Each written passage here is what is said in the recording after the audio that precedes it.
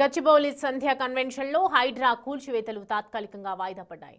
కూల్చివేతలు ఒక్కరోజు ఆపాలంటూ సంధ్య శ్రీధర్రావు కోర్టులో పిటిషన్ వేశారు. పిటిషన్పై విచారించిన ధర్మాసనం కూల్చివేతలపై కోర్టు స్టే ఇచ్చింది. దీంతో కూల్చివేతలు తాత్కాలికంగా వాయిదా వేసింది హైడ్రా.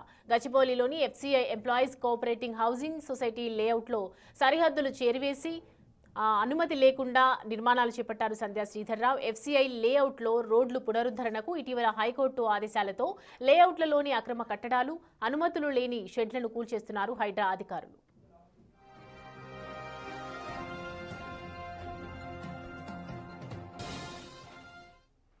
రైట్, అంశానికి సంబంధించి పూర్తి డీటెయిల్స్ అందించడానికి మా ప్రతినిధి సుజాత మనకి అందుబాటులో ఉన్నారు.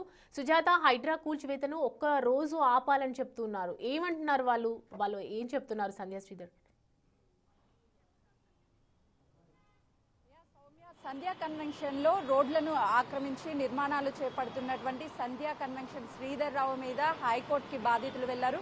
వెంటనే కోర్టు కూడా తీర్పునిచ్చింది. అక్కడ ఉన్నటువంటి రోడ్లలో నిర్మాణాలన్నిటినీ తొలగించాలి, వాటిని మళ్లీ రోడ్లుగా ఏర్పాటు చేయాలని చెప్పేసి తీర్పునివ్వడంతో నిన్న జీహెచ్ఎంసీ అధికారులు హైడ్రాని అప్రోచ్ అవడము, హైడ్రా వెంటనే రంగంలోకి దిగి అక్కడ ఉన్నటువంటి అక్రమ నిర్మాణాలన్నిటిని, అంటే దాదాపు 40కి పైగానే రోడ్డు ప్రాంతాల్లో రోడ్లన్నింటినీ కూడా ఆక్యుపై చేసి వెంచర్లో ఉన్నటువంటి వాటిని పెద్ద పెద్ద షెడ్లతో నిర్మాణాలు చేశారు, ఫుడ్ కోర్ట్లను ఏర్పాటు చేశారు. దాంతో పాటు 5 భారీ భవనాలను కూడా ఏర్పాటు చేసినటువంటి నేపథ్యంలోనే అక్కడ ఉన్నటువంటి వాటిని అన్నింటినీ హైడ్రా 3 రోజుల పాటు నిర్మాణాలను కూల్చివేసేయాలని చెప్పేసి అక్కడ సిబ్బందిని కూడా ఏర్పాటు చేసింది. నిన్న సాయంత్రం 4 గంటల వరకు అక్కడ ఉన్నటువంటి నిర్మాణాలన్నింటినీ నేలమట్టం చేసింది. మరికొన్ని నిర్మాణాలను కూడా తొలగించేటువంటి నేపథ్యంలోనే ఈ సంధ్యా కన్వెన్షన్ శ్రీధర్రావు హైకోర్టుని ఒక్క రోజు నాకు స్టే ఇవ్వాలి అంటూ కోర్టుని అప్రోచ్ అయ్యారు. వెంటనే అటు ఒక రోజు పాటు నిర్మాణాలను కూల్చివేయడానికి బ్రేక్ ఇవ్వాలి అని చెప్పేసి హైకోర్టు స్టే ఇవ్వడంతో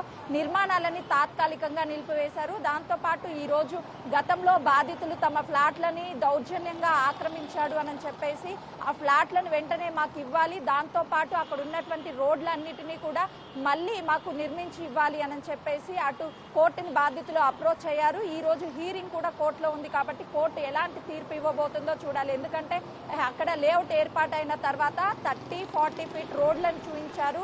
డెవలప్మెంట్ నేపథ్యంలో అక్కడ ఉన్నటువంటి డెవలప్మెంట్ చేయకముందే రోడ్లన్నింటినీ కూడా యాస్టీస్ గా అటు జీహెచ్ఎంసీ నిర్మించి ఇవ్వాలి. కానీ ఎలాంటి రోడ్లను ఏర్పాటు చేయకుండా గతంలోనూ బాధితులు జీహెచ్ఎంసీని కూడా అప్రోచ్ అయ్యారు. అక్కడ ఉన్నటువంటి రోడ్లని ఐడెంటిఫై చేసి డెవలప్ చేస్తే ఖచ్చితంగా ఎలాంటి కబ్జాలకి గురి కాదు అని చెప్పేసి బాధితులు చెప్పినా కూడా జీహెచ్ఎంసీ పట్టించుకోలేదని చెప్పి చాలా వరకు ఆరోపణలు ఉన్నాయి. ఈ నేపథ్యంలోనే కోర్టుని అప్రోచ్ అయ్యి మాకు రోడ్లను చూయించాలి, మా ఫ్లాట్లను మాకు చూయిస్తే మేము నిర్మాణాలు చేసుకుంటాము అని చెప్పి మాకు న్యాయం చేయాలి అని చెప్పేసి కోర్టుని బాధితులు దాదాపు 12 మంది వరకు కూడా అప్రోచ్ అయ్యారు. ఈరోజు కోర్టులో కూడా వాదనలు వినిపిస్తారు. మరోవైపు ఇప్పటికే బాధితులు మాకు న్యాయం జరుగుతుంది అని చెప్పేసి నిన్నంతా కూడా ఆశను వ్యక్తం చేశారు. కానీ శ్రీధర్రావు ప్లాన్ ఏంటి, ఎందుకు ఒక్కరోజు స్టే ఇవ్వాలి అని చెప్పేసి కోర్టుకు వెళ్ళాడు.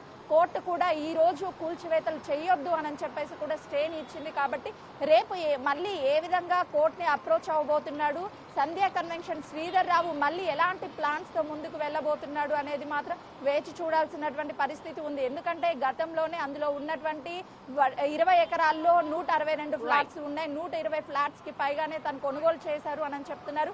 కొంతమందిని బెదిరించి అక్రమ కేసులు పెట్టి కూడా తమ వద్ద నుంచి ఫ్లాట్లు గుంజుకున్నాడు అని చెప్పేసి బాధితులు ఆరోపిస్తున్నారు. కాబట్టి నెక్స్ట్ ఏ విధంగా కోర్టుని అప్రోచ్ అవ్వబోతున్నాడు, ఈ స్టేని మళ్ళీ పొడిగించాలని ఏమన్నా కోర్టుని కోరబోతున్నాడు అనేది కూడా వేచి చూడాలి. Soumya. Right Sujatha, thanks for the updates.